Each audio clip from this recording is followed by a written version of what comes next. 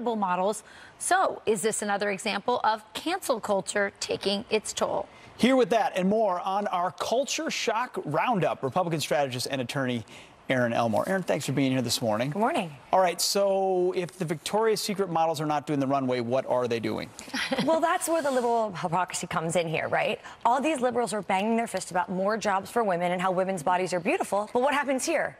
We don't want to see your body, and all of these women are fired. This didn't work so well for Gillette, the best a man can get, now did it? But I will say, giving Victoria's Secret credit, you mentioned, viewership has steadily declined, product sales have steadily declined because these woke millennials don't find Victoria's Secret to be sexy. Well, I will just have to say that their market is women. I think women don't really enjoy watching these women make us feel bad about ourselves. I think it's a whack business model, so I just... You really? I know you disagree with me. You listen, probably like the runway men are going to have an entirely different perspective. I know. I don't like watching that. You're right. We don't buy it. And I don't want my husband to watch it because then his expectations might be a little too high. I think of it as sort of a motivation, but I know that some of the executives, the CMO, got a little bit of trouble for saying that he wanted a certain model to not, they were transphobic and against larger models. So I think there's backlash combined with millennials are very PC, they're very woke, and this is just not a part of their shopping ethos and their consumer ethos. They need to evolve if they want to stay relevant. Yeah, for once I agree with woke culture. For once. I still don't. All right, Coldplay puts on a tour, and they decided that they're going to put a hold on the tour over climate change. Okay, well, America's a land of conviction, right? At least Chris Martin and his crooners are standing behind their belief system. To me, this is a bit of a breath of fresh air because oftentimes we see these liberals banging their fists about climate change. Then they hop on their private jet, they sun their buns on a mega yacht, and they're speeding around in a Ferrari. So at least they're doing what they say they believe in. And I will say this, Chris Martin makes some beautiful music. If he wants to go in his eco-friendly solar panel recording studio and make some music and some hits, I'm all for it. I bet he's on a jet, too. I don't buy it. That's the thing. He better, I don't want to see him and Apple and Moses and Gwyneth, off to Saint-Tropez on a private jet. He better be on a bus or a commercial flight in, that Greta Thunberg on, a boat powered by wind.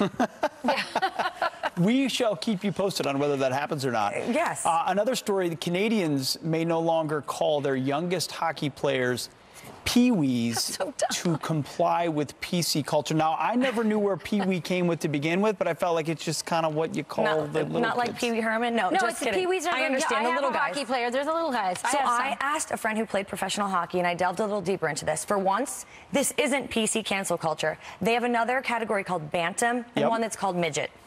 Listen, I think we've decided as a society the word midget is no longer acceptable. And I think as a culture, it's good to evolve. So in this case, I think it's okay. But I will say this. But we're talking about Pee Wee, not the midget one, right? I think it's all of them together. They're going from youth categories to a numeric system. For once, this is okay.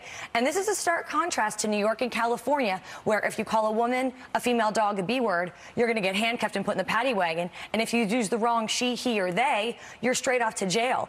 That is ridiculous. This, I think, is a little more tame. Yeah, I think this is a little lame. No one's labeling someone who, I don't know what the correct term is for if you're a little shorter, but that's not the reason the category is being used in hockey. Yeah, but what the people in Canada are saying is it's actually less confusing to say this is youth 6 through 8. Well, that's true. It's confusing bantams and I think to me, what is a bantam? What is a peewee? I can't figure out, and at least with numbers, listen, we're busy moms. I can't remember all this stuff. So I agree with you that the world has generally gone too PC and too wordsmithy. But in this situation, I think it's just a simplification. Well, thanks, Erin. My boy's always going to be a little peewee hockey player. Me too. So, all right. Peewee anything. Yes. All right. Well, the CDC is warning